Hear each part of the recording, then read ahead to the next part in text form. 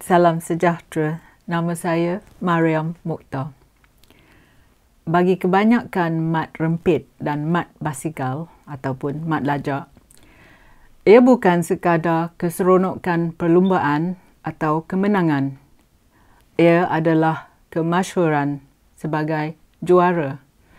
Dalam Inggeris iaitu fame. Basikal lajak ni untuk mengembirakan diri sendiri, dan basikal lajak ini untuk menaikkan follower dan menjadi famous. Ia juga keberanian yang mereka secara mudah dapat melawan pihak polis, dan satu lagi ialah kejayaan mereka untuk menentang ibu bapa. Jika anda telah dikelilingi oleh geng mat rempit di jalan raya, maka anda akan tahu bahawa pengalaman itu amat menakutkan. Jika pada waktu malam dan anda seorang saja pemandu yang bukan sebahagian daripada penonton mat rempit, anda akan berasa sangat terdedah, vulnerable. Tetapi dikelilingi oleh geng mat basikal ataupun mat lajak, tidak berbeza pengalamannya dan anda tidak lebih selamat kerana mereka menunggang basikal. Saya, seperti ramai juga pengguna jalan raya, telah trauma bila dikelilingi oleh mat rempit. Tapi salah satu sebabnya saya tidak lagi menemui mat lajak, mungkin kerana tiada jalan yang berbukit berhampiran dengan kediaman saya. Mat rempit, seperti juga mat lajak, boleh muncul dengan serta-merta, entah dari mana dan memandu terlalu dekat dengan anda tanpa menyimpan jarak yang selamat. Mungkin anda telah round corner jalan ataupun turun dari puncak bukit dan tiba-tiba anda terperangkap dalam satu perlumbaan haram jalan raya. Mat rempit menenun masuk dan keluar dari lalu lintas dan tidak peduli keselamatan jalan raya. Jika anda memandu perlahan-lahan untuk mengelakkan sebarang pelanggaran, mereka akan ketuk bumbung kereta anda dan maki hamun anda. Ada juga mat lajak atau mat rempit yang akan potong kereta anda. Selepas itu mereka sengaja pandu perlahan depan kereta anda sehingga anda terpaksa brake dengan kuat supaya tidak terlanggar mereka. Diorang ramai. Saya satu saja. Kalaulah saya terlanggar mereka, tak tahulah apa akibatnya nanti. Beberapa video telah dibuat menunjukkan mat lajak berlumba. Bila anda tengok yang mereka ni tidak peduli tentang keselamatan, mereka ni seolah-olah ada niat nak mati. Mungkin juga ni mereka bodoh. Bagi mereka, kehidupan adalah murah. Mereka tak fikir yang jika terlanda kemalangan, hidup mereka akan berubah. Kalau maut tak apa juga. Tetapi kalau mereka cedera parah dan patah tulang belakang, masa depan mereka hancur musnah. Nak pergi sekolah susah. Nak pergi main susah. Nak pergi keluar atau makan angin juga susah. Kalau mereka minat sukan, sorry lah. Mungkin mereka terpaksa memakai kereta roda iaitu wheelchair sepanjang hidup. Mereka terpaksa dibantu oleh orang lain untuk memakai baju, untuk mandi, untuk keluar, untuk naik turun tangga. Ada orang yang mesti bantukan mereka. Semua perkara yang boleh dibuat dengan senang, sekarang mungkin ambil masa yang agak lama. Jadi, semasa anda memandu dan dapati yang anda dikelilingi mat lajak, ada beberapa senario yang amat menakutkan semasa terperangkap di tengah-tengah perlumbaan mat lajak. Ingat mereka yang telah menyalahi undang-undang. Sebagai pemandu kereta, anda ada hak nak guna jalan raya tu. Anda ada lesen yang sah. Kereta anda ada road tax dan juga insurans. Tetapi mat lajak, dia tidak ada hak nak guna jalan raya. Ia melanggar undang-undang highway code bila ia berbasikal di jalan raya, di highway. Basikal lajak hanya sebiji basikal biasa sebenarnya, tapi dia pakai fork MTB. Dua fork yang berenjut tapi dah buang spring dan jadi rendah. Sebiji basikal dia daripada kilang saya jual bermula daripada 380. Tapi bila dah modified, harga dia pernah cecah sampai 1,300. Basikalnya dimodify dan diubah suai. Basikalnya tak ada lampu depan atau lampu belakang.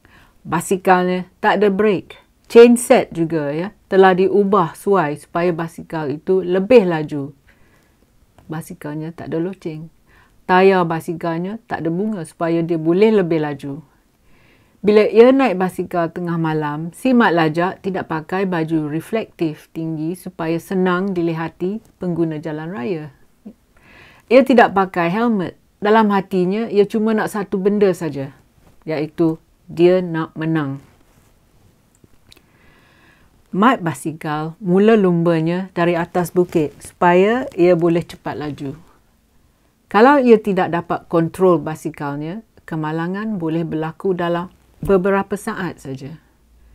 Dalam temu bual dengan seorang lelaki berusia 14 tahun yang kakinya terpaksa dipotong selepas dia terhempas basikalnya, dia berkata yang paling penting kepadanya dan kawan-kawannya masa itu adalah untuk menang perlumbaan. Apabila wartawan tanyanya mengapa ia tidak pergi training dan belajar teknik untuk lebih mahir dalam gaya menaik basikal, ia kata yang ia tak kisah teknik. Ia dan kawannya hanya pentingkan kemenangan. Mereka mahu menjadi yang pertama, number one dalam perlumbaan. Mereka terdesak untuk kemasyhuran. Sebagai juara di kampung mereka, beliau berkata bahawa pertandingan telah diatur selalunya tanpa notis dengan juara basikal lajak yang mewakili bandar-bandar lain. Pelumba-pelumba ni akan mengabaikan pemandu yang menyerang mereka untuk keluar dari jalan. Mereka tidak peduli jika anda berada di belakang mereka, di depan mereka atau di sebelah mereka.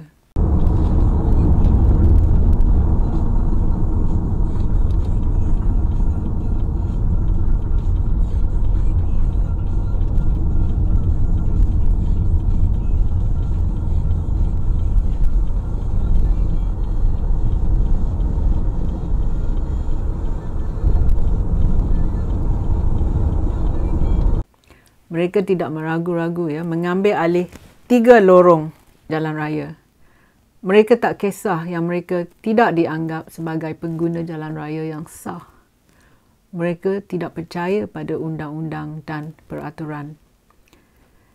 Anda berada di rahmat mereka. Maknanya when you drive on the roads with them, you are at their mercy. Rakyat Malaysia yang tidak mengalami mat rempit ataupun mat lajak tidak tahu bahaya dan ketakutan yang mereka bawa. Mereka yang menuntut pengguna jalan yang sah memandu tanpa melulu perlu melakukan 2 perkara. Pertama, tentukan maksudnya memandu secara melulu. Dan kedua, cuba anda mengalami kengerian memandu di jalan yang dikunjungi oleh mat lajak dan penyokong juga penonton mereka. Diorang ni berpotensi ganas kalau kita menentang apa yang mereka buat. Pekerja yang habis kerja malam, mereka yang habis night shift, tidak suka menghadapi mereka di perjalanan mereka balik pulang ke rumah. Orang kenamaan yang diiringi pihak berkuasa polis bernasib baik. Kerana polis outrider akan halaukan mat lajak dari jalan raya. Juara berbasikal negara iaitu Cycling Champions yang mencapai pengiktirafan antarabangsa mengambil masa bertahun-tahun untuk melatih. Mereka memberi tumpuan kepada teknik, bukan sekadar kelajuan. Mereka sedar tentang keselamatan. Mereka berdisiplin. Sedangkan mat lajak sendiri hanya pentingkan nak jadi fame. Seseorang yang tiba-tiba mendapati dirinya di tengah-tengah kumpulan mat basikal, tiada banyak pilihan untuk ambil tindakan. Nak keluar dari jalan raya, susah kena tunggu lorong keluar, ya, kena tunggu exit yang mungkin beberapa batu di hadapan. Nak potong mak basikal tu susah juga. Takut nanti mereka sengaja pergi ke depan kereta dan ini amat berbahaya. Kadang-kala remaja ni berada di semua lorong jalan raya. Basikal mereka tidak mempunyai brek. Bermakna mereka tidak mempunyai keupayaan untuk membrek dengan selamat dan tidak ada kawalan apabila mereka terlalu cepat. Jika mereka melihat halangan seperti kereta parkis di hadapan jalan atau sesuatu di permukaan jalan seperti batang pokok ataupun lubang jalan iaitu pothole, mereka tidak boleh berhenti basikal kerana mereka tak ada brek. Mereka boleh beralih ke kanan atau ke kiri mereka untuk mengelakkan kereta parkis itu ataupun dahan pokok ataupun lubang jalan. Tetapi kerana mereka ni terlalu laju dan terlalu dekat ya dengan satu sama lain, tentu sekali mereka akan terkena atau terlanggar atau tersentuh penunggang basikal yang lain dan membuat ia jatuh. Inilah yang berpotensi menyebabkan reaksi berantai, chain reaction. Bayangkan apa yang terjadi bila satu kumpulan ramai-ramai berbasikal. Satu budak lelaki akan klip atau terlanggar atau tersentuh saingannya. Dan seperti domino, satu persatu mereka akan semua jatuh. All social media posts have re-emerged and gone viral, highlighting the dangers of modified bicycles commonly known as basikal lajak. Mereka mungkin tidak jatuh dalam satu timbunan, one heap. Tetapi kerana mereka berbasikal dengan pentas, ada yang akan terlempar atau tercampak beberapa kaki jauhnya. Sekiranya anda memandu perlahan-lahan di belakang remaja ni, anda mungkin tidak sengaja terlanggar mereka. Ya, apabila mereka tercampak, terhumban ke depan kereta anda. Bukan anda ada niat nak langgar mereka. Ya, niat anda nak elakkan mereka, tetapi oleh kerana penunggang basikal langgar rakan mereka sendiri dan oleh kerana mereka terlalu laju, mereka telah melayang ke arah kereta anda. Walaupun anda bawa perlahan-lahan dan lebih penting lagi, anda cuba nak elakkan mereka, siapa punya salah? Ya, penunggang basikal tercampak ke arah perjalanan kereta anda, siapa yang salah? Adalah salah untuk mengatakan bahawa anda tidak langgar mat basikal tu kerana yang penting ialah remaja itu terjatuh di depan jalan pemandu. Tetapi kerana ini berlaku dalam perpecahan saat, anda tidak mempunyai masa untuk tekan brek anda. Jadi, adakah anda yang bersalah?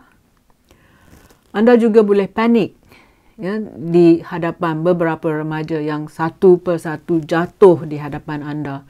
Dan tiba-tiba anda tekan brek, ya, anda panik. Anda tekan brek dengan keras dan elakkan mereka. Tetapi kereta anda hanya meluncur, ya, skid. Mungkin ke arah remaja yang telah jatuh. Jadi, lagi sekali, adakah anda yang tersalahkan? Selama beberapa dekad, tidak ada kemampuan ahli politik kita ni untuk menyelesaikan ancaman dari mat lajak ataupun dari mat rempit. Daripada mak bapak pun sibuk cari duit. Jadi diorang tak ada masa dengan anak, diorang ada duit. Jadi diorang bagi duit apa kehendak anak, diorang bagi. Yang datang sini semua dengan mak bapak. Setiap ada saya bergambar dengan mak bapak pun ada. Tidak ada keinginan oleh ramai ibu bapa untuk menetapkan sempadan, ya, set boundaries dalam tingkah laku dan kelakuan anak-anak mereka. Malaysia juga mengalami penguatkuasaan yang lemah dan sikap kekurangan oleh pelbagai jabatan kerajaan untuk menangani ancaman yang semakin meningkat ini. Kes mat lajak telah menunjukkan bahawa kita mempunyai undang-undang untuk menghentikan ancaman ini, tetapi seperti kebanyakan peraturan lain di Malaysia, Mereka tidak dedikasi dan malas menguatkuasakan undang-undang kami. There is a lack of enforcement. There are enough laws in the country, but there is a serious lack of enforcement. Jadi, saya tanya sekali lagi, apa yang menghalang pihak berkuasa daripada menguatkuasakan undang-undang dengan tegas? Sementara ahli politik kami buat keputusan, pandulah dengan lebih selamat dengan memasangkan dashcam di depan kereta anda. Terima kasih kerana sudi menonton. Jumpa lagi. Kalau anda suka video saya, sila tekan like dan subscribe pada channel YouTube saya. Pertimbangkan menyertai laman Patreon saya. Terima kasih.